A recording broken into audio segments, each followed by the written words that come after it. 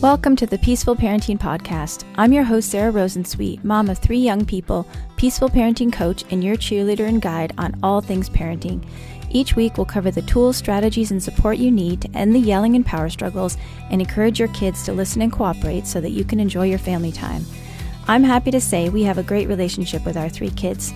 The teen years have been easy and joyful, not because we're special unicorns, but because my kids were raised with peaceful parenting. I've also helped so many parents just like you stop struggling and enjoy their kids again.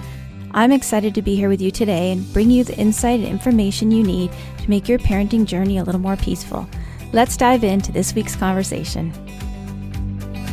Hey everyone, welcome back to another episode of the Peaceful Parenting Podcast. Today's episode is a guest expert interview with Jennifer Wallace, who wrote a really wonderful book called Never Enough.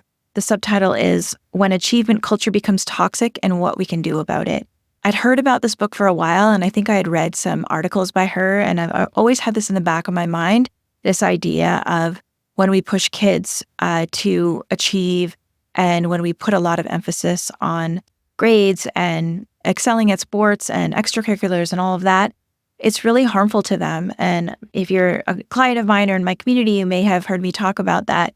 Well, this book and my interview with Jennifer was a really, really wonderful addition to our peaceful parenting toolkit in terms of how we can raise kids who feel like they matter, who feel like they're worthy, aside from what they achieve or the markers of success that they achieve.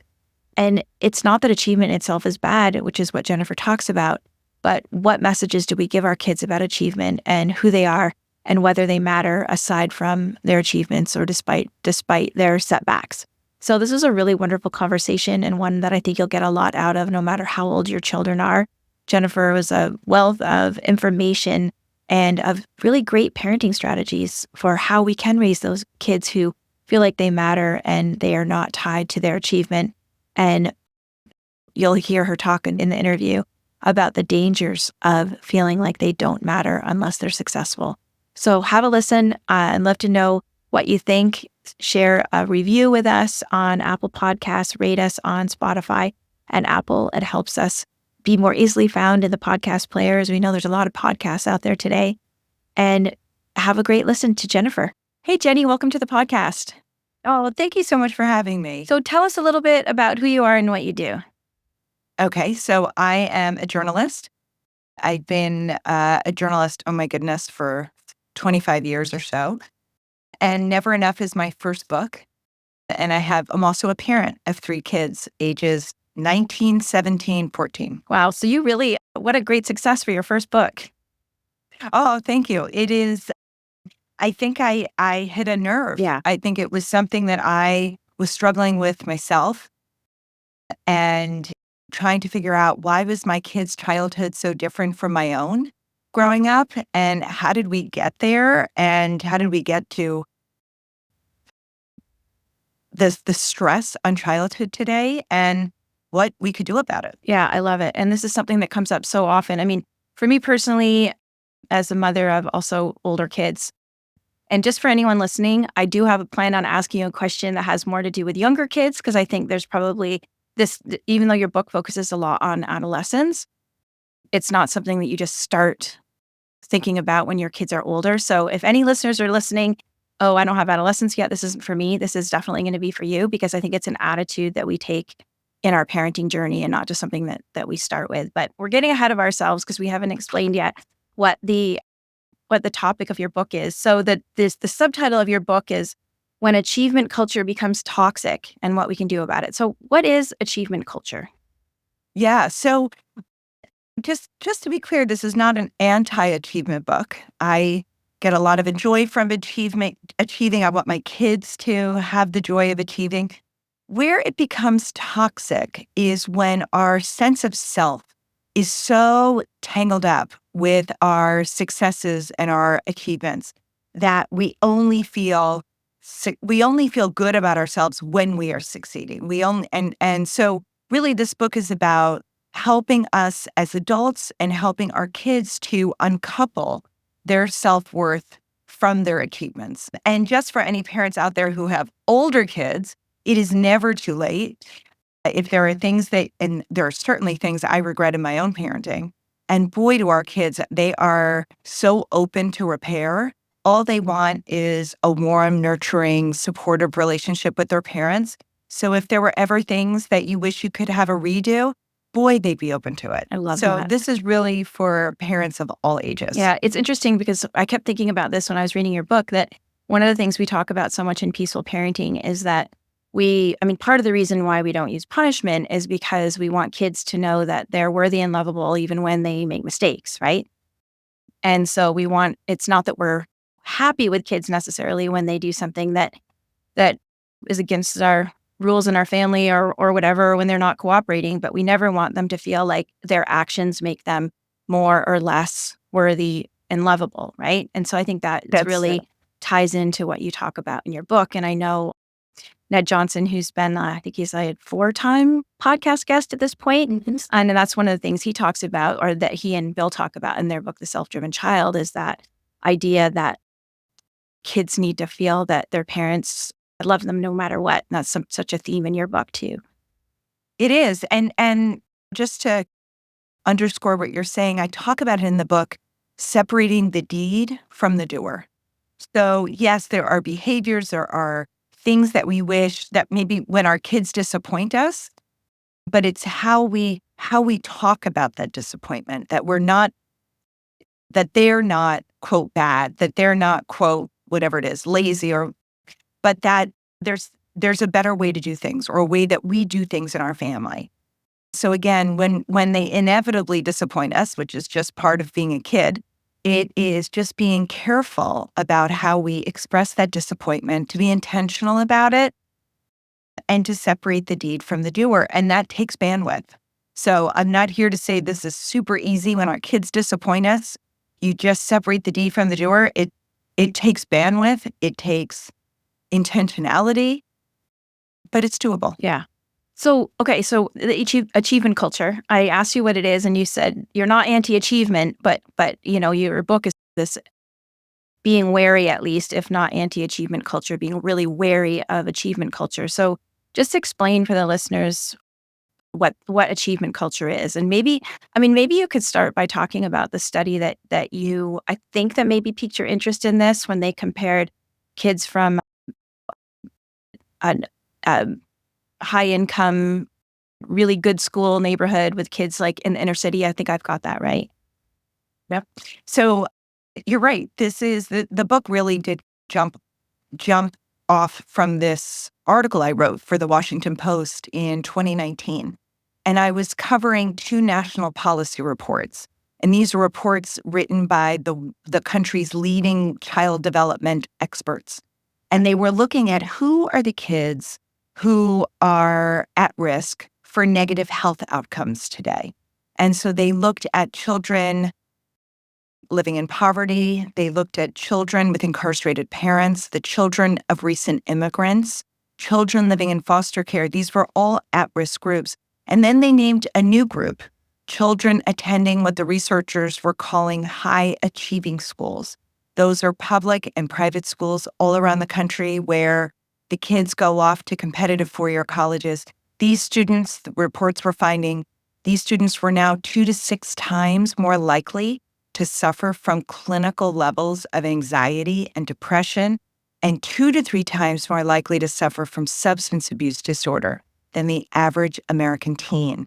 And these were my kids that I was writing about. My own children go to these quote unquote high-achieving schools. And so I wanted to know, what could I do tonight in my home to buffer against the pressure? And actually, one of the researchers, one of the countries, if not the world's leading child development researcher, Sonia Luther, who recently passed away, she was someone I interviewed for that article in the Washington Post. And I said, what can I do tonight? I know my kids are in this group. And she said a phrase that has really stuck with me. She said, the best thing we can do as parents is to minimize criticism and prioritize affection. Oh, love that. So minimizing criticism. She said, our kids, unlike when we were growing up, our kids today are saturated by messages to achieve more, that only certain people matter, only all of these messages in the wider media, on social media, the pressure from their peers, the pressure from their peers' parents, that home needs to be a haven. It needs to be a place for our kids to recover from the pressure in their environment today. It doesn't mean to abandon all standards. It doesn't mean anything goes in our house. It just means to be very careful about how we communicate expectations, and again, to separate the deed from the doer when they don't meet those expectations. And then the other half of that phrase was prioritize affection. And so what does that mean? It means greeting your kids at least once a day the way the family dog greets you, with just total joy. So much of our lives as parents is just getting through our to-do lists. I know it's certainly true in my house that there's just so much on parents today that our kids don't often get to see the joy we get just from being their parent. So making sure at least once a day to show them that joy, just like the family puppy does. Yeah, in our community, we talk about delighting in your child. And then when I read the puppy analogy, I'm like, oh, she's talking about delighting in your child. And that's just letting the love that you feel for your child show on your face, and smiling and taking a moment away from that. Is your backpack packed? And like, hurry, we got to get to soccer practice, that whole sort of thing. I was thinking about the achievement culture, and I'm pretty sure that you talk about this in your book about how the why now of this is because I'm pretty sure that I was born in 1970, and I'm pretty sure that that Generation X is like the last generation that was doing better than our parents before us. Correct me if I'm wrong about that. But I think that this really ties in with the Surgeon General's report that came out a couple of months ago about intensive parenting, and how all of this comes because we're so stressed and worried that our kids aren't going to have a good life. And so we see that as getting into the top schools as a way of guaranteeing that they're going to have a good and successful life. And I was super curious to read about the research that you talked about in your book, how there's no correlation between what school you go to and how good your life turns out. Can you talk about that a little bit? Yeah, sure. I wrote this in a chapter. I wrote a whole section called Reject the Premise on this because I wanted it to be a standalone section that I could have my own teenagers read. And it really rejects the premise that the good life is found by going to a good college. I think enough parents have the wisdom and experience and perspective to know that where you go to college doesn't really determine later life success or even necessarily career happiness or financial success. And so I dug into the research and I outline it all in that section on what does. So there's this great seminal study that was conducted by Purdue and Gallup called the Purdue Index, and they interviewed tens of thousands of college graduates. And they looked at, was it a college's rank? Was it a college's prestige? Did it matter for later life success and happiness if they had gone to a small liberal arts school or a big state school? What were the factors that were really determining midlife happiness and career and financial success? And what they found was that those were not factors, but they did find 6 factors that did have an outsized importance on that later life well-being. And it was, did you have a professor that you connected with as more than just a student? They knew you, they felt invested in you as a person. They made learning fun. You had an opportunity through either internships or multi-semester projects to use what you were learning in the classroom out into the real world and contribute, feel like you're adding value in that way. The other thing that had an outsized importance was extracurricular activities where you could feel a sense of belonging and connection on the campus. So really what it boiled down to was how much a student felt like they mattered on that college campus, how much they felt valued by their classmates, by their professors, by the wider community, and how much they were given an opportunity to add value back to their classmates, to their professors, and to the wider community.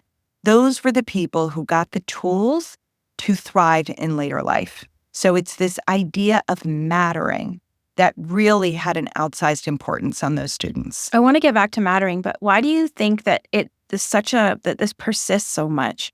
that there is so much pressure for getting into, and I have to say it's a little bit different in Canada. I grew up in the US, so I'm familiar with the pressure to get the high SAT scores and pack your resume and get into the Ivies or the ones below or whatever. It's actually a lot different in Canada, which I super appreciate for my kids because I think they've had like a way, way less stressful teenage years than a lot of American kids. However, I think there still is that fear. I think that's North American in general, the fear of like, you've got to do this or you're not going to be successful. But why do you think that persists so much, that idea of that scarcity of competition and being better than everybody else and you've got to get the top marks and all of that? Well, I think it's what you hit on earlier, which is when you and I were growing up, I was growing up in the 70s too, and early 80s, life was generally more affordable. Housing was more affordable. In the US, healthcare was more affordable. Higher education was more affordable. So there was slack in the system. And I think parents, including parents in Canada, I mean, I've been reading about real estate prices. So as real estate prices, as these stressors, parents absorb the stressors in their environment and they become, in the words of researchers, social conduits, passing that stress on, not intentionally, not to stress out their kids, but instead to prepare them for what they see as a hyper-competitive future. And so many of the parents that I spoke with, they didn't say this explicitly, but they were betting that early childhood success, getting their kids into a quote-unquote good school, they hoped would act as a kind of life vest in a sea of uncertainty. We don't know. AI is now on the scene. We don't know. That's going to disrupt everything. We don't know what more than half of the jobs are going to be when our kids are out in the job market. It's always been the job of a parent to raise a child who will thrive when we are no longer around, but never has that future felt so uncertain. What are we preparing them for?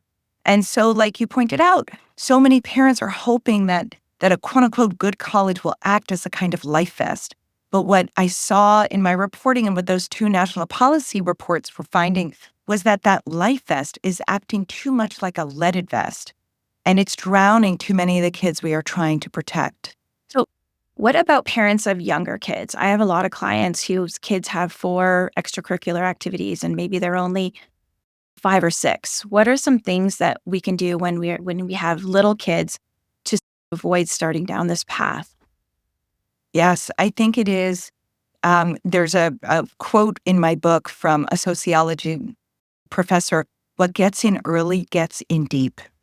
And so it is, what are the messages you are sending?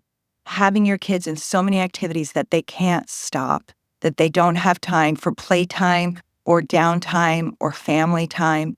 So that's advice from Challenge Success, which is a nonprofit in California. They call it PDF, to make sure with young kids and actually also with older kids that every day there's playtime, downtime, and family time. And really value that time as a family on the weekends. It goes by quickly. Carve out that time. Find 2, 3 families that share your values and rely on them when you feel yourself getting pulled off course. That's so important. The peer pressure can be strong. I remember when my kids were little, you're not going to put them into X, and you're not going to put them into Y, right? That peer pressure. And also, I mean, you touch on this in your book too, not being afraid of what other people think and really managing your anxiety around about what you think they need versus what they actually need to have successful lives. Yeah. I'd say the majority of my parents who are listening to this, don't have kids yet in high school.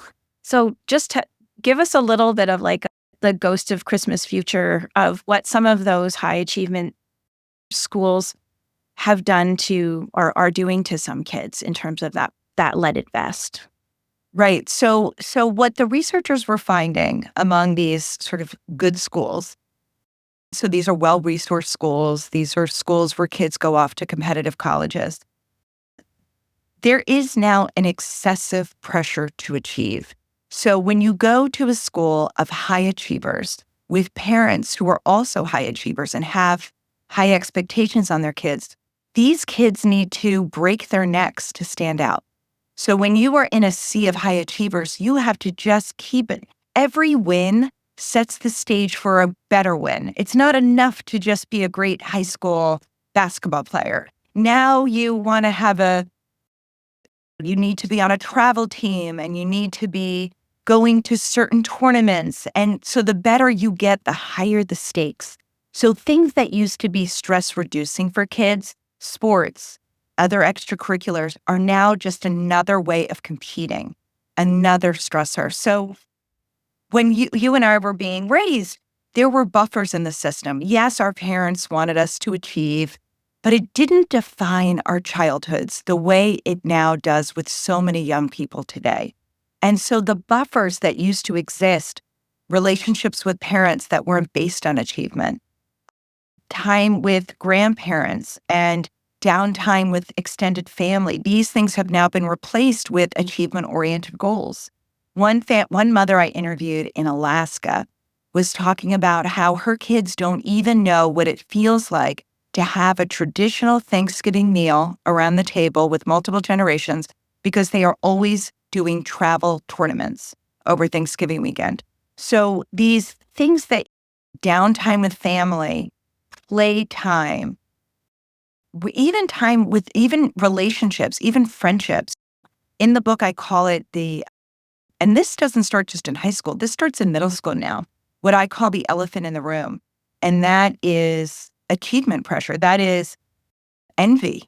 When you are all going for a small number of spots at a college or competing to be the president of this or the head of that, right? You have to outcompete your friends. And so often we don't talk to our kids about those uncomfortable feelings. And so instead of learning how to regulate envy or unhealthy feelings of competition, we don't coach them through it and it can come out sideways. So actually, I mean, just hitting on envy, what I say when I go and I speak at schools to young people is I say, we don't have to judge ourselves for feeling envy. We evolved to feel envy for healthy, adaptive reasons. Back to our earliest ancestors, it meant that somebody had something that we thought was a competitive advantage for our survival. And so we would lock in on that. And so we evolved to feel envy because we thought it was critical to our survival. It is no longer critical to our survival, but it's hard to separate those feelings. And so you don't have to judge yourself for feeling that envy, but you do have to hold yourself accountable for how you act on that envy. So when those feelings, which are inevitable, start cropping up, you can take two routes. You can take the unhealthy route, which is often what we see modeled, particularly for girls, the indirect aggression, the gossiping, cutting somebody down so that you feel better, which destroys relationships and also makes us, the person who's feeling the envy, also not feel great about ourselves. Or we could take the healthy envy route, which is using envy as a source of inspiration, a motivator. We can even ask somebody, the source of our envy, I so admire what you've done. Like, would you be willing to tell me? I'd love to try to achieve it too. That is a way of not only enhancing and protecting relationships, it's a way of saying, I noticed something great about you and I'm calling it out. It's a way of bringing relationships closer. So we don't have to judge ourselves for feeling it, but we have to hold ourselves accountable for how we act on it. No, that was a long answer. No, that's great. One thing you say in your book is that parents have to give kids the confidence to not overwork. And you're talking about the grind and about the dangers of growth mindset. And I think that's 100% true. And also, I think that there are probably still some parents listening who are like, I don't know if this is really true what they're saying, that like kids can have a good life without being on all those travel teams and without getting the 4.2 GPA or whatever it is. Like, what do you say to those parents in terms of what the research shows? I mean, you did mention that the things that do make a difference at colleges or universities, but what do you say to parents about helping them believe to step off of the hamster wheel and like get out of that grind? So one of the things I say is, in your head, what is your definition of success? What does success look like for you? Your own personal definition. What do you dream for your child? What is that idea of success for your child? And to get really clear about what you value, not the mom in the math class or the neighbor or even your own parents. What is it that and so we got really granular and really we talk a lot in our house about how we define success. And it is not a 4.2 average. We define success by, I want my kids to be successful in a whole range of arenas, right? I want them to have a successful marriage. I want them to have successful relationships, to really know how to foster close, meaningful relationships, which really are the social safety nets that we need for our kids. I also make a point of pointing out the adults in their lives who I think are living successful lives. And one of the most successful of my friends went to a college that I'd never heard of, and I can't even pronounce, in Ohio. It's a super small school that begins with an M. And she lives a successful life. She loves her career. She is adding value to the world through her career. Has a wonderful marriage. She is living a balanced life. And so what I say to parents is be ambitious for more than just what society defines as a narrow band of success, because that is not going to give you the success that you want for your kids. So be clear about it. Again, I'm not saying abandon all standards. If you have a child who's excellent in math or a fabulous writer, help them grow that, have expectations around it. But the expectations that you have for your child, they need to be child dependent. You need to get a PhD in your child. You need to understand them intimately. You need to be deeply attuned to them. And so that the bar that you have for them, it needs to be adjustable. And you need to be aware of what else is going on in their life, right? There are certain times in our children's lives where they don't have the bandwidth to go for all the A's or whatever. They are anyway, I'm getting too granular. No, you're not. I mean, and I think that the key is the confidence to not overwork, because I think that it can be tempting to just keep going and keep going. And one of my favorite parenting resources who specializes in anxiety, Lynn Lyons, she talks about teaching kids, especially perfectionist kids, teaching them to cut corners, teaching them that you can't bear down on everything, right? Because and she talks about this purely from a mental health perspective. But I think these things are just so related, right? Like your mental health will suffer if you don't know how to cut corners, if you can't say that's good enough in this area because I really want to focus my energy and attention on this area. That is right. I actually have a really sweet anecdote from Lisa D'Amour, who's a child psychologist, who was talking about how she was teaching her kids, her daughters, how to be energy efficient. And boy, is that an important skill. And so she was talking about her older daughter, who was a very strong student. And she would say to her daughter, if you have an A in a class, it's time to take your foot off the pedal a little bit. Because if you're gunning it at full speed in every one of your classes, starting on a Monday, by Thursday, you're going to be in fumes. So figure out where, if you're getting an A, maybe it's time to invest that in a class that you're not doing as well, or invest it in your friendships if you're feeling lonely. So really helping our kids. I say in the book that we are our children's prefrontal cortex. That is our job, to be the balance keepers in their lives and to not necessarily encourage everything they want to go to. That sometimes for their mental health, we need to hold them back, and we need to say, you can't take a full plate of honors courses. Something has to give. And so what we do in our own house is I say to my kids, here are the non-negotiables in our house. You need to get the recommended amount of sleep. You need to have time outside every day, hanging with your friends, being in nature, and you need time together as a family. And so those are non-negotiables in our house. You also need to be adding value back to our family through chores or doing other things. So if you have those things, then you can start looking at your calendar and seeing where you have the time to take as many classes as you can in a healthy way. Yeah, and I think it's also important to note that I know somebody in my family who's now in their 20s who was really like, their parents weren't actually pushing them in this high achievement, but they were pushing themselves in this high achievement. Yes. But the parents, I think with hindsight, would say, oh boy, we should have really stopped that in the tracks, because they went on to have quite a lot of struggles with their mental health as they went into college and then even into young adulthood. And I look back until hearing stories of how it was cute and funny that they would keep them get 3 hours of sleep a night because they wanted to get certain GPAs. And yes, they got a scholarship to a really good school, but they're still struggling with the aftermath of what they put themselves through. That is right. There's also research, I have it in the book, that students who are excessive in their studying, it's been linked to workaholism in the 20s and 30s and 40s. And it's perfectionism. It's the idea that you're only valued when. So we often talk about perfectionism as, oh, that's my favorite flaw. But actually, it's actually a very destructive, very mentally destructive. And so as parents, we can buffer against perfectionistic tendencies. And we talk about it a bit in the book, but it is putting up those guardrails.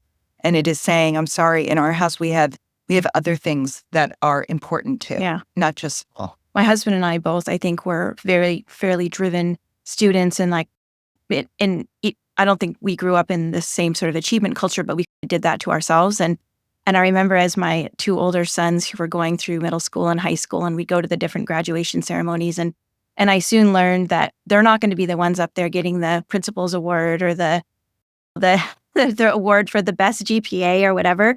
And I have to admit, there was a small part of me that was like, damn, they're not, they're not doing that. And my husband even said to me one day, "Do you think it's a shame that the boys aren't more driven?" And I thought about it and I realized, oh my gosh, they are driven in the areas that they're passionate about. One of them is a musician. One of them was really into sports all through high school. And they were absolutely driven, but they were driven in the things that were important to them. And they didn't feel the need to be driven in everything. And I said to my husband, I'm like, yeah, but I think it's because they both feel that they're good enough. Like they don't feel the need to prove that they're good enough or prove that they're worthy or that they matter, because they already feel that. And that made me feel really good as a parent. It's true. And if there's a difference between very much underperforming and overperforming, right? There's a big sweet spot. And so if you're a parent who's listening and you're thinking, yeah, but my kids are underperforming in everything and lacking motivation. And I hear this a lot when I go on the road and talk about the book. And I quote Madeline Levine, who's a child psychologist, when I asked her, what could those parents do? And she said, if you have a child who's underperforming, get curious, not furious. All children want to do well. I'm not talking about your children. I'm talking if you have a child who's really struggling and parents are saying they're just not motivated, get curious, not furious, because all children want to do well. All children want to feel successful. So if they aren't, try to get to the root of it. Is it a learning difference? Maybe that's gone undiagnosed. Is it maybe socially that they are feeling left out? Or maybe they are not feeling connected to their teachers, and so they're not motivated to learn because they don't have a relationship with their teachers. Or maybe it's that they need more scaffolding. Maybe when they walk in the door, they need to be told by their parents, here's how we get work done in our house. We sit at a table. We make sure there's a bright light on the desk. We write down a game plan on what needs to get done that day. And you scaffold, you show them how to do the work.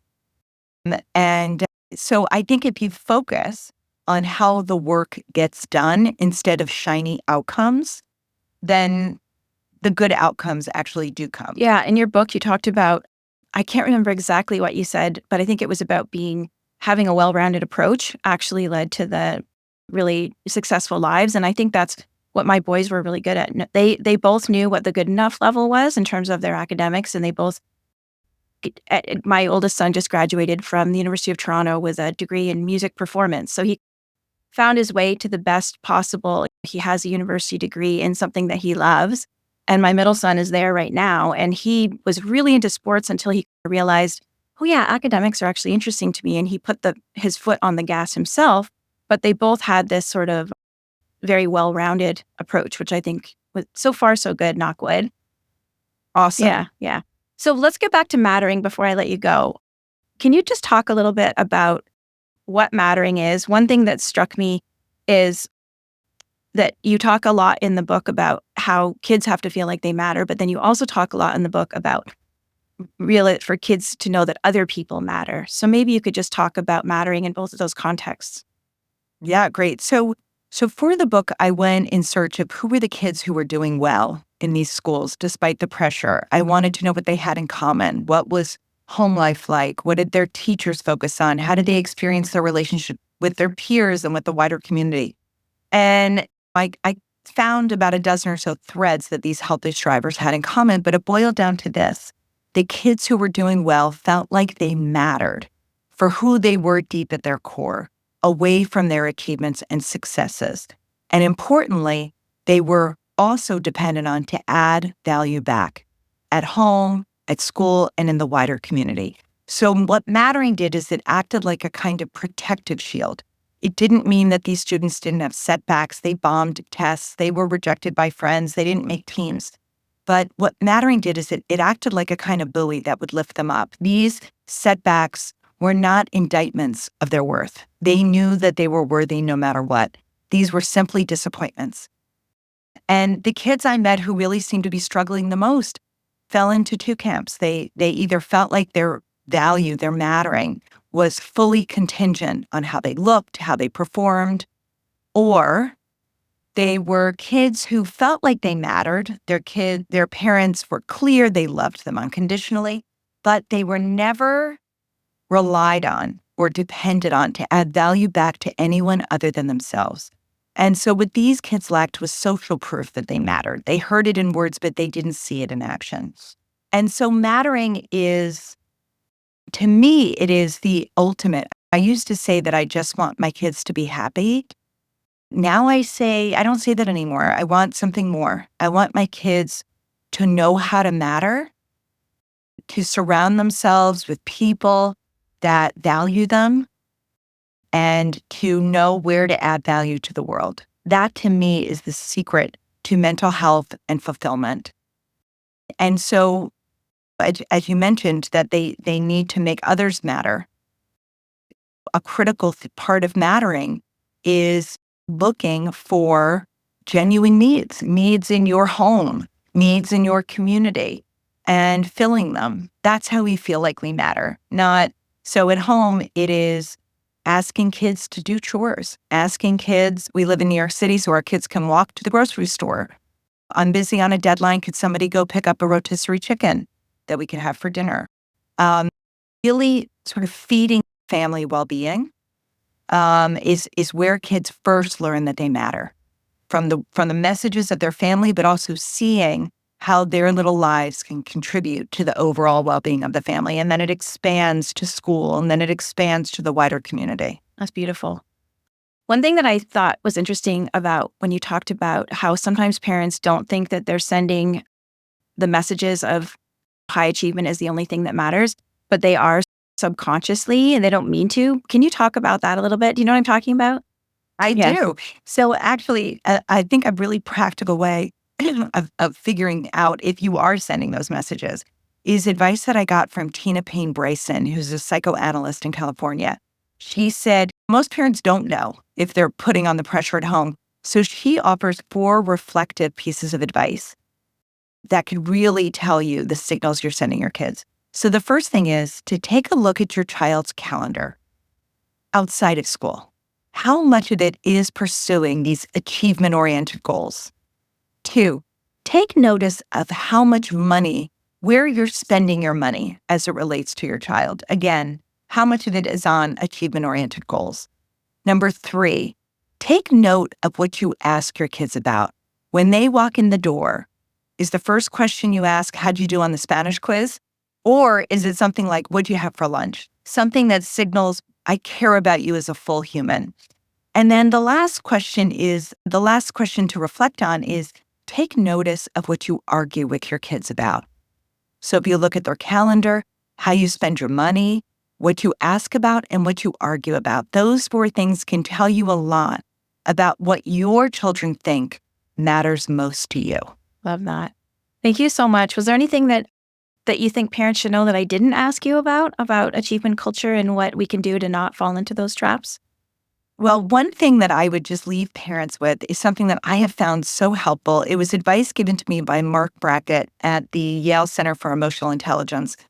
And he said, in those moments when you are feeling stressed as a parent, to take a pause and reflect and think about your children 10 or 20 years from now. What is the story you want them to tell about their childhood and about their relationship with you? And then ask yourself if you're helping them tell that story. Love that. Last question I'll ask you that I ask all my guests. If you could go back in time to your younger mother self, what advice would you give yourself? It doesn't have to be about this. It can be about anything. Oh, I know the number one advice I would give myself is don't listen to the wider culture. Prioritize yourself and your resilience as a mother, your support system, because your children's resilience is going to rest on your resilience. So fight those messages to be everything and everyone and run yourself ragged, and instead be countercultural, build up your resilience so that you can be that first responder that you need to be for your kids' struggles. Love that. So prioritize your relationships. Yeah, and that's something you talk about a lot in the book that we didn't even get into in the scope of the podcast. So I would encourage everyone to get a copy of your book and read it. It's really helpful. Thank you so much. Best place for folks to go to find out more about you and what you do? So my website, jenniferbwallace.com. I have a newsletter with more advice like this. And also Instagram at Jennifer Breheny Wallace or LinkedIn. Awesome. Thank you so much, Jenny. Thank you. Thanks for listening to this week's episode. I hope you found this conversation insightful and exactly what you needed in this moment. Be sure to subscribe to the show on your favorite podcast platform and leave us a rating and review on Apple Podcasts. Remember that I'm rooting for you. I see you out there showing up for your kids and doing the best you can. Sending hugs over the airwaves today. Hang in there. You've got this.